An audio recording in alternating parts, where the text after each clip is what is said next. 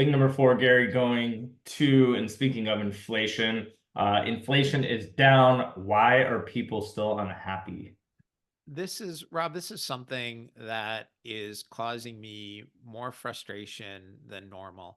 Um, I don't like when the press piles on to people. Um, Most of the country is pretty unhappy with the economy right now.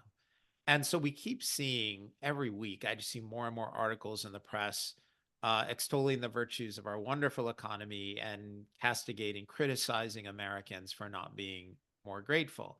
And the problem with that analysis, Rob, we talked about this last week. We talked about a bifurcated economy. It was in relation to that great post on X by Kobayashi letter.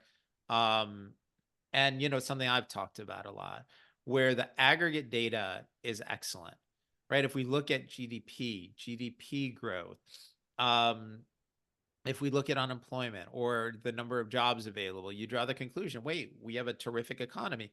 The issue is that inflation and the kind of economy we have now attacks the living standards of less affluent people by a much greater amount. If you're wealthy, inflation can work to your benefit. One, you have cash balances, you earn more money on that. Two, and more importantly, wealthy people tend to own assets. So look at what's happened to the prices, the stock prices. Look at what's happened to the price of luxury watches or homes, or vintage automobiles. The kinds of things that wealthy people own, they've gone up in price, not in value, but they've gone up in price.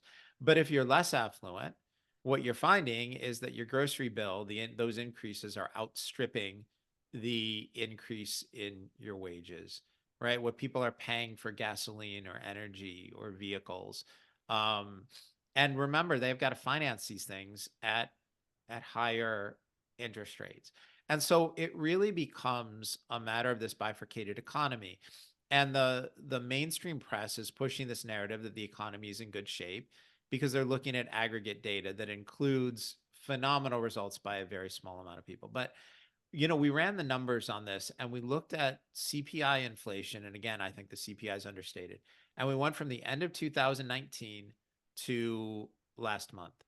Food prices are up about 26%. And I think that's understated. Energy prices up more than 35%. Gasoline, 40%. Used vehicles, they've come down from the high. Used vehicle prices have come down a lot. They're still up 33%, 32%. I'm looking at a bar chart here from where they were at the beginning of 2020, the end of 2019. Shelter housing prices at 25%. I think that's understated as well. And then add to that the fact that even if you were to buy a house for 25% more, your mortgage costs are going to be a lot higher because we went from mortgage rates of around 3%, give or take a little bit, to now more like 7%, give or take a little bit.